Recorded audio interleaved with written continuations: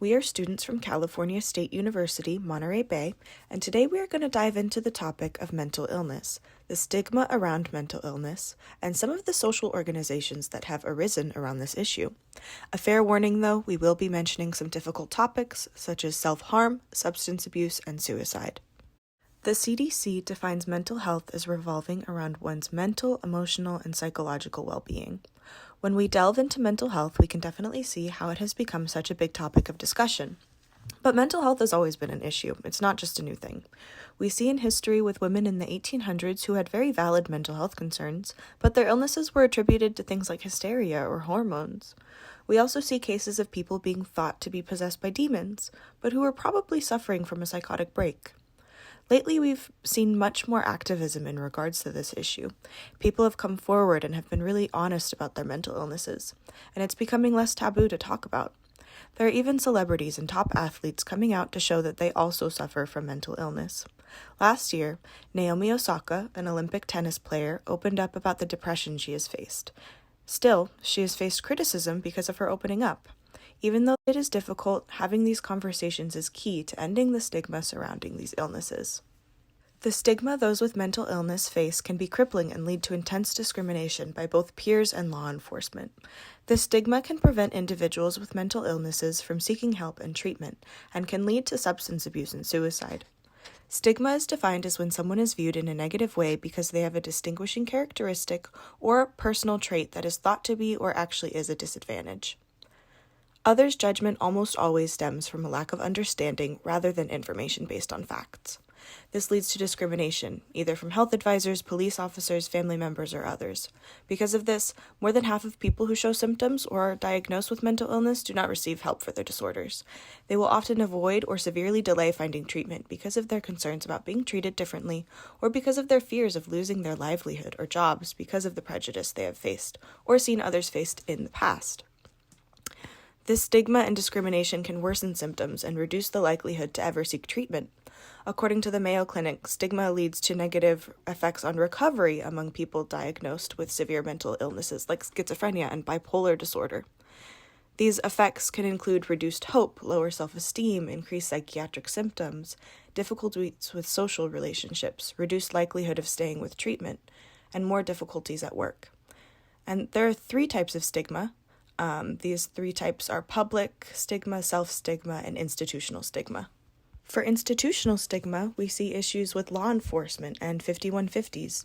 A 5150 is when a person, as a result of a mental health disorder, is a danger to others, or to himself or herself, or gravely disables a peace officer, professional, or person in charge of a facility.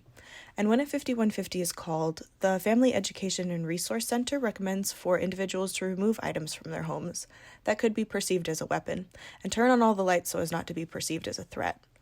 This brings the question of how someone who is going through a mental health crisis is supposed to rid their house of all weapons and make their own house a safe space for the police who should be trained in dealing with these things peacefully and disarming individuals.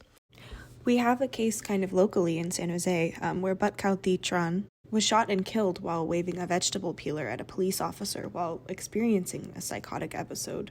And these issues make it clear that seeking treatment is not always an option. People fear for their lives because of how those with mental illnesses are treated. So now we're going to take a little time to interview Shanae, a master's student in psychology. And Leahna is going to handle that for us. My name is Shanae. I'm currently in the graduate program for social work here at CSUMB. And then I also received my bachelor's in psychology at CSUMB. A lot of my experience has been in both my internships and in my jobs. So once I graduated with my bachelor's degree, my first job was a social worker, and I was working at this place called Dorothy's Place here in Salinas. There's a lot of chronically homeless people that surround that area.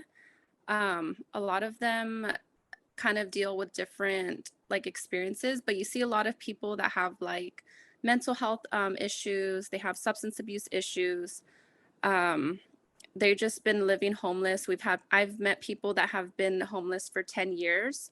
But while I was working as a social worker, we would have clients that were previously on the streets, and they would receive transitional housing. And so my job was to help with case management. And this would be to get them connected to resources such as like Medi-Cal, CalFresh, getting connected with doctors. A lot of them have like physical impairments because they haven't been to the doctor in so many years. So that was like my first exposure to that world. And then from there, I ended up getting a job at Interim, which was really cool because there was more structure at Interim and there was a lot more like duties related to severe mental illness. When people have severe mental illness, that usually means that they have like a diagnosis that's a schizophrenia spectrum diagnosis. So there's different types of schizophrenia. So they usually have that, or they'll have bipolar disorder or major depressive disorder. And usually with those, psychosis is one of the symptoms. But basically, when you have a severe mental illness, it means that your daily life is heavily impacted by your symptoms. And so it makes it hard to kind of like maintain a job or take care of loved ones or even complete activities such as like eating, taking a shower, just kind of different things like that. So my position there was a mental health counselor, and I worked with clients that were either homeless or living in a residential crisis program. And so it was pretty neat because I would assist clients with like going to their psychiatric appointments. And it's kind of interesting to see the difference of when people are stabilized with medication, just how much improvement they receive like in their life. Like they're able to go to programs, to be consistent. Some of them start to maintain their own housing as well. So I got to do like brief interventions with some of the clients. And so we would do activities like that were related to like mindfulness or just kind of like changing, kind of like addressing the thoughts that are impacting them. Like some people like they experience anxiety and they don't know how to deal with it. So it's just kind of identifying like their fears and finding different ways for them to address it and relax themselves, either before they're about to have like an anxiety attack or what to do like during or after the fact. So I had a lot of experience with that. And then my job after that was a case manager, and this was for community health engagement. And they're also located here in Salinas. One of my internships I had was at a psychiatric health facility. It's called Telecare, and it's in Santa Cruz. And a lot of the clients there are brought in from the hospital. So let's say if a client is kind of having like a psychotic break, or maybe they try to commit suicide, they usually get taken into a hospital, and then they get put, if they're considered to be like a danger to themselves, a danger to others, or they're just like gravely disabled, which means like they're not eating at all, they're not showering, they're not taking care of themselves, they can be put on a psychiatric hold. That's where you hear like the 5150 holds. So they get taken to this facility, and it just provides them like with a safe place to get stabilized. They want to really like maintain like the wellness of clients. They kind of like take away objects or things that they might be able to like hurt themselves with. So really, when they're in that facility, it's just like chairs. You know, they have a bed, they have their access to a shower, but everything's kind of like scheduled, and it's just kind of like a routine. Like there's only a certain amount of people that can eat at a time. They have to take turns. Everything's like plastic. Everything's protected. They have to ask for a lot of things that they need. So it can kind of get a little bit just kind of like uncomfortable and annoying for the clients because they literally kind of have to ask for everything. So it's interesting that you bring up 5150, because in our project we actually highlight a 5150 case. Mhm. So we speak upon how oftentimes when police officers are called to homes because the victim or the person at stake is considered a 5150 person, oftentimes they recommend that these people remove all weapons that are considered in all items that are considered weapons. But then there's a question at hand is that how are people supposed to remove things that are considered weapons, because they even consider kitchen utensils as weapons, but they're not in the mental state of mind to be able to even do something as such. So then when police officers come in, they don't see them as someone who's going through a mental health crisis, but instead they just treat them as another suspect or someone who is just a harm to them. Yeah, that one gets tricky. One of the ways that they try to address that problem was they're actually now providing officers with mental health training, and they actually get like a certification. I want to say it's called a CIT, Crisis Intervention Team. And so either the officer themselves will receive the training. That way, when something like that happens, they know how to respond to the situation more appropriately and more safely for the person. But if not, there are other programs too in the county where like a social worker will actually be assigned to respond to a crisis situation like that. So if officers are called because someone, is kind of going through one of those like situations, the social worker will collaborate with the officer. That way they have someone who's informed and experienced with mental health. Thank you again, Shanae, for agreeing to be interviewed. We really appreciate you taking the time to support our podcast. So now we're going to talk a little bit about how mental illness and a lack of resources and support can lead to suicide. Suicide is a risk factor for those with mental illness. Suicide is defined as death caused by self-directed, injurious behavior with intent to die as a result of that behavior. Suicide is actually the 12th leading cause of death in the United States, with almost 46,000 people dying of suicide in 2020 and 1.2 million people attempting. The highest suicide rates within the United States are actually middle-aged white men and young adults. And men as a whole are the largest group that is affected by both mental illness and suicide. Over 6 million men suffer from depression per year. Male depression often goes undiagnosed, and men are more likely to report fatigue, irritability, loss of interest in work or hobbies, rather than feeling sadness or worthlessness. This is likely because of the lack of support that men face with mental illness. Oftentimes they're told to toughen up or be a man and hide their emotions. And as a society, we really need to be okay with everyone showing their emotions and everyone seeking help. We are now going to interview someone who has felt the effects of mental illness. And now would be a good time to mention that we're going to talk about some personal and emotional issues regarding mental illnesses, specifically suicide and how the families have felt because of it. This is an individual whose brother has sadly lost his battle with mental illness. He was being treated for bipolar disorder, but sadly took his own life. Alexander was able to interview his sister. So we asked you to speak with us because you had a family member who lost their battle with depression, and I so greatly apologize for this, that they had been suffering for several years. Would you perhaps be able to kind of tell us a little bit about them? Yes. My brother, he was such a bright, happy soul. No matter what he was battling against, he always had a big smile on him. My brother was the light of the room. He knew exactly how to make a negative situation into a positive one. That's such a great description of your brother, Rosie, and I'm thankful that you're here to kind of, proceed to give his legacy a name and such.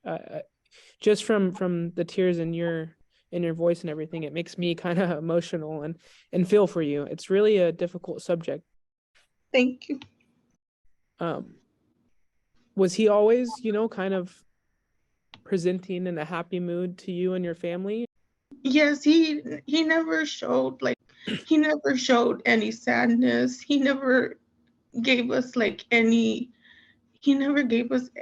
clues he was going to take his life. He never wanted to speak to us if he had any issues. He never wanted to bring up anything bad he was going through. I just wish he would have opened up more, talking to us. Even if he didn't want to go to the hospital or to a mental health crisis center, I would have wanted him to open up to us more. But he always remained happy and joyful. But sometimes he would shut us out and remain distant for weeks. He voiced his wishes and needing space to deal with his emotions on his own. And as a family, we respected his wishes because regardless of how long it took, he always returned. He always returned when he felt better mentally. Now did you notice any changes before they decided to proceed with taking their life? My brother was in a relationship with a woman he later married. She did not take his mental health seriously. She would antagonize him, which was strongly affected his mental health and increasing his suicidal ideations. His wife was unable to cope with his mental health battles and refused to educate herself and be a supportive partner. We began to notice that he was withdrawing from us and would shut us out for days until he felt better. My brother's wife would persistently hurt him, which my brother reached out to many places, including hospitals, inpatient facilities, and behavioral health organizations, but none seemed to take the severity of his depression into consideration, which led to 2 suicide attempts. For his first attempt, he swallowed a whole bottle of medication but was unsuccessful, and he was rushed to the hospital where his stomach was pumped. The doctors deemed him not a danger to himself or others, and it was an accident. How does one accidentally swallow an entire bottle of prescription medication? The doctors discharged him a day later. 3 weeks later, my brother was successful in his second attempt. My brother was desperate for medical help. When he passed away, a part of me died with him. This will always affect me. I how would I say, it's never going to be the same. Even though I'm here, I have to still continue to live my life daily. Our hearts will always be shattered. Please check on your loved ones, and push them to talk about their emotions. I'd rather have a conversation with you than cry at your funeral. We again want to thank Rosie for honoring her brother and speaking for him today for this social issue. Our appreciation and compassion goes out to you and your family. Like Rosie's brother, many individuals do feel this lack of support from providers. And some organizations that are trying to fix that are the National Alliance on Mental Illness, or NAMI, and the JED Foundation. So NAMI started as a grassroots organization in the 70s and 80s, and they really advocated for people with mental illnesses, especially in the media. They focused on calling out corporations and entertainment networks for being insensitive towards people with mental illnesses, and they started the campaign You Are Not Alone, which illustrated mental illness in real life. Now they focus on support groups, education, and advocacy. You can find their website at nami.org. The JED Foundation started because a couple lost their son, Jed, to suicide. Since then, they have dedicated their lives to mental health awareness, specifically in schools. They work with schools and other programs to teach young adults about mental illness, to protect students and help them learn and build skills to handle mental health crises and adopt healthy coping mechanisms. You can find their website at jedfoundation.org. So what can we do? The CDC lists 7 ways that would assist with preventing mental illness and the after effects. Those 7 ways are strengthening economic support, creating protective environments, improving access and delivery of suicide care, promoting healthy connections, teaching coping and problem-solving skills, identifying and supporting people at risk, and lessening the harms and preventing future risk. All of these, when implemented by individuals and institutions, can reduce the risk factors of mental illnesses. Again, we want to thank you all for listening to our podcast, and we hope you will be supportive of those close to you seeking help in the future. Check on your friends, check on your loved ones. I also want to thank all of my fellow teammates. We have Kassandra, our lead researcher, who also helped secure one of our interviews and assisted with that. Hector and Angela, our narrative editors. Alexander and Leahna, our lead interviewers. And thank you, Leahna, for securing one of our interviews as well. And I'm Johannah, the audio editor. Have a good one, check on the people you love, and don't be afraid to ask for help.